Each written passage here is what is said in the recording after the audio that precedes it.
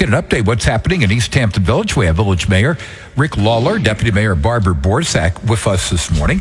And Rick, how are you today? Very good, thanks. How are you? Doing well. Good to be here. Nice sunny stretch of weather here we got going, Barbara. Yes, beautiful. I love this weather. Yeah, we'll keep it going. Summer arrives on Saturday, so we'll see what summer's going to be like this year. It's supposed to be a great weekend, so we'll see. Yeah, how things doing in the village? We have 25,000 complaints in the village. I don't think so. Yeah, well, not quite.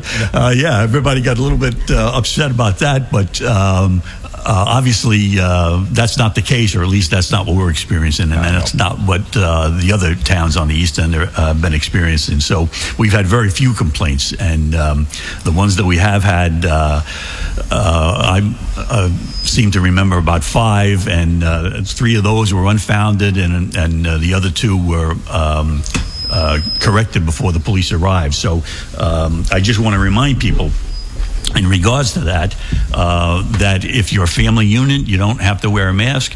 Now that the restaurants are open for outside dining, if you're sitting at a table, then you're not required to wear a mask then. And even if you're on a street and it's a crowded street, if you're socially distant and sitting on a bench by yourself, you also would not be required to wear a mask. So I think some people are a little bit confused about the regulations when it comes to wearing a mask, and that may be part of the problem. But certainly, if there is a legitimate concern and you call a local police department in the village, we will respond and we will handle it accordingly. So it shouldn't be a concern there. But again, those numbers that were reported, we certainly haven't seen here on the East End, so I would dispute those.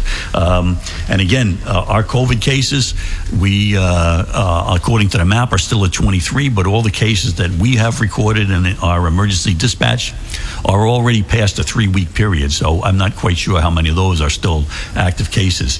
And again, just referring to the outside dining, I think Barbara has some information about that. Mayor took advantage of the outside dining last weekend. I saw we had a picture of him with his wife eating at one of the restaurants in East Hampton. Great. We have not done that yet, but we have been doing takeout all along. We love the takeout option that all the dining establishments have now, which is great. It's easy to take out a nice meal and bring it home and sit on your back deck. So we've been enjoying that. But what did you say I was going to talk about? Oh, outside dining and okay. I don't want to skip over whatever because I was going to mention the fact something different. It's not COVID related, but the East Hampton Village Code just went into effect on leaf blowers.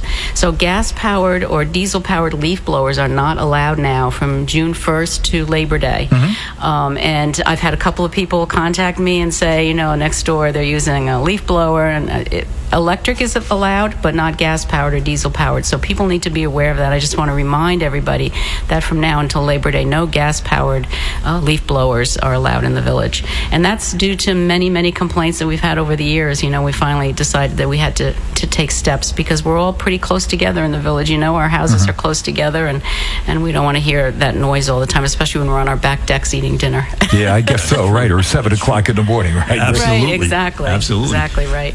Yeah, and so I just want to remind people, too, as far as the outside dining and alcohol, because we have had a few complaints about that.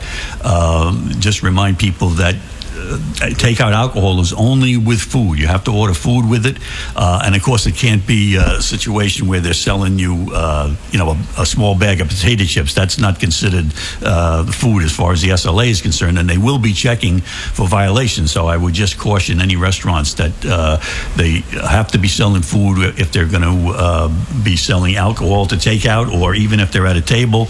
And the inside bar should not be open to the public. In other words, people, even if they're waiting for their food, cannot go inside and order a drink.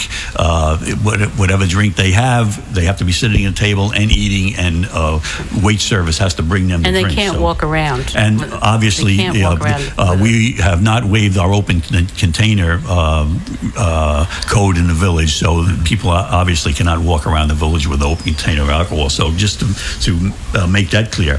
And then, of course, the governor said local authorities could open their parks, so we've opened the playground area of Herrick Park to children again, and we'll be cleaning that as we see fit accordingly. And I would just caution parents, if they're concerned and they want to go to the park, bring their own wipes and that sort of thing to wipe down equipment that the kids might be on if it makes them feel better. But we will be cleaning equipment periodically, so that should be okay. Also, the governor said that some low-risk sports activities will be able to start July 6th. So that's a good thing. Baseball, softball, gymnastics, field hockey, cross-country, that sort of thing. So that's a plus, and kids will be able to get outside and get some exercise again. And, of course, we'll be entering Phase 3 June 24th if everything goes all right, and we're anticipating that it will. So that's a little bit closer, getting a little bit closer to normal. So those are all good things.